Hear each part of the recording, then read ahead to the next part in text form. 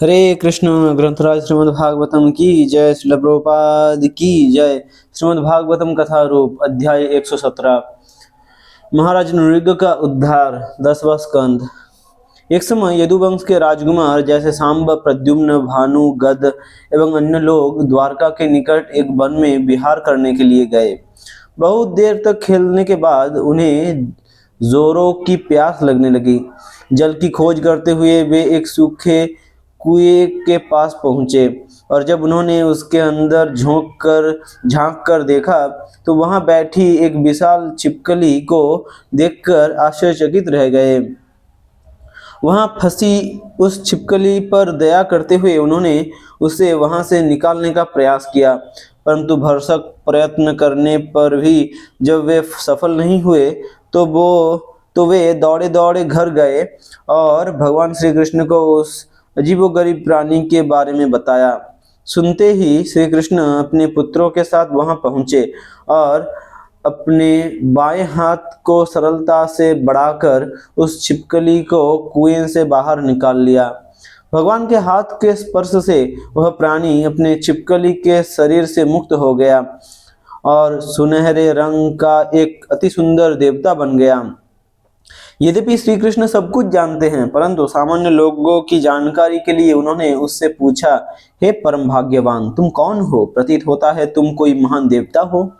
तुमने ऐसा कौन सा कर्म किया था जिससे तुम्हें ये निकृष्ट शरीर प्राप्त हुआ? हम ये सब सुनने के लिए अत्यंत उत्सुक है और यदि तुम उचित समझो तो कृपया हमें बताओ। उस देवता ने भगवान श्री कृष्ण को प्रणाम किया और कहना आरंभ किया, मेरा जन्म इक्ष्वाकु वंश में हुआ था। मेरा नाम था नृग। उदार तथा दानी व्यक्तियों के इतिहास में कदाचित आपने मेरा नाम सुना होगा। उदार तथा दानी व्यक्तियों के इतिहास में कदाचित आपने मेरा नाम सुना होगा। हे भगवान, आप तो सर्वज्ञ है, परंतु चूंकि ये आपकी आज्ञा है मैं अपने विषय में कुछ कहूँगा।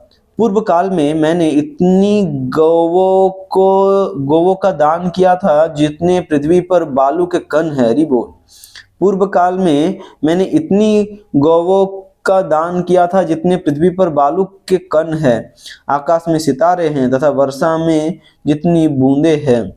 अर्थात उन्होंने असंख्य गायें दान में दी थी। मैं युवा भूरी गाय दान में देता जिनका केवल एक बछड़ा होता। उनके थन दूध से भरे होते और वे सब अत्यंत शांत, सुंदर तथा ईमानदारी से प्राप्त की गई थी। उनके सींगों पर सोना तथा खुरों पर चांदी मणि होती और वे सब महीन कपड़ों तथा फूलों की मालाओं से सुसज्जित रहती। सबसे पहले मैं दान के योग्य ब्राह्मणों की पूजा करता और उन्हें उत्कृष्ट वस्त्र देता। यद्यपि ये ब्राह्मण निर्धन होते, परंतु चरित्र तथा गुणों की दृष्टि से वे महान धनी थे। वे सत्यवादी, तपस्वी, वेदों के ज्ञाता तथा व्यवहार में साधु प्रवृत्ति के थे।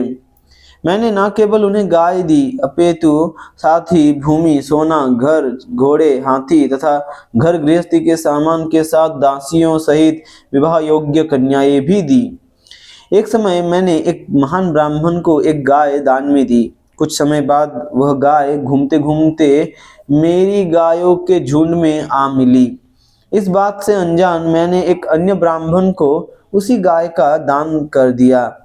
ये जानकर उस गाय का पहला स्वामी आया और अपनी गाय मांगने लगा। ये गाय तो मेरी है, परंतु दूसरे ब्राह्मण ने कहा, नहीं, ये मेरी है, राजा ने मुझे दी है। जब दोनों का वाद विवाद नहीं सुलझा तो वे मेरे पास आए। जब उन्होंने मुझ पर एक ही गाय को दो व्यक्तियों को दान देकर अपराध का आरोप लगाया तो मैं पूरी तरह भ्रमित हो गया। स्वयं को इस दुविधा में फंसा देखकर मैंने नम्रतापूर्वक उनसे याचना की, हे ब्राह्मणों, कृपया मुझ पर दया कीजिए। मैं आपका सेवक हूँ और अनजाने में मुझसे ये भूल हो गई है। अपनी इस गलती को सुधारने के लिए मैं आप दोनों को 1,00,000 सर्वोत्तम गायें दान में दूंगा। कृपया इन्हें स्वीकार करके मुझे इस कठिन परिस्थिति से बाहर निकाले, अन्यथा निश्चित ही मैं नरकगामी होऊंगा। गाय के दूसरे स्वामी ने कहा, मुझे इस गाय के बदले में कुछ नहीं चाहिए और इसके मूल स्वामी ने कहा, यदि आप 1 लाख से अधिक भी दोगे तो भी मैं नहीं लूंगा। दोनों उस गाय पर अपना अधिकार जता रहे थे और किसी भी परिस्थिति में छोड़ने के लिए तैयार नहीं थे। अपनी संपत्ति को इस प्रकार हड़पा मानकर वे दोनों गुस्से में महल से निकलकर अपने घर आ गए।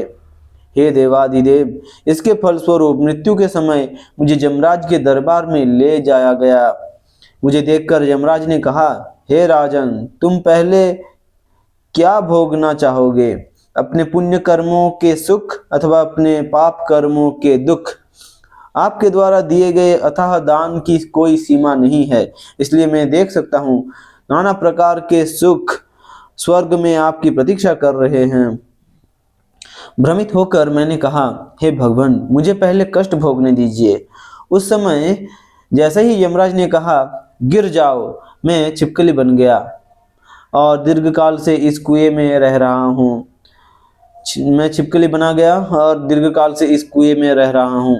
ब्राह्मणों के प्रति उदार प्रवृत्ति होने तथा एक न एक दिन आपके दर्शन की तीव्र इच्छा के कारण मैं इस निकृष्ट अवस्था में भी आपका स्मरण करता रहा और मुझे भूतकाल में किए अपने सब कार्यों का स्मरण भी रहा। आचार्यों का मत है, राजा नृग भगवान के शुद्ध भक्त नहीं थे, क्योंकि उन्हें इस बात का थोड़ा अभिमान था कि वे एक पुण्यात्मा तथा महान दानी है। कृष्ण भक्ति श्री कृष्ण के प्रति प्रेम विकसित करती है, पुण्य कर्मों के प्रति नहीं। शुद्ध भक्तों को कर्मों के फल भुगतने नहीं पड़ते, जबकि राजा नृग को भुगतने पड़े। आचार्यों का मत है, राजा नृग भगवान के शुद्ध भक्त नहीं थे, क्योंकि उन्हें इस बात का थोड़ा अभिमान था कि वे एक पुण्यात्मा तथा महान दानी है। क्यों शुद्ध भक्त नहीं थे? क्योंकि उनका एक अभिमान था। अभिमान जो जिनके पास रहता है वो शुद्ध भक्त नहीं हो सकते। तो राजा नृग का थोड़ा अभिमान था कि वे एक पुण्यात्मा तथा महान दानी है।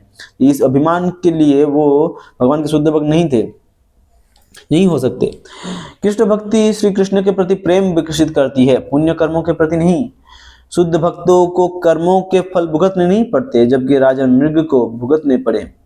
हे सर्वशक्तिमान, आज मुझे आपके दर्शनों का सौभाग्य कैसे प्राप्त हो गया। अपने अंतःकरण में निरंतर आपके ऊपर ध्यान करने वाले ऋषि भी विरले ही आपको देख पाते हैं।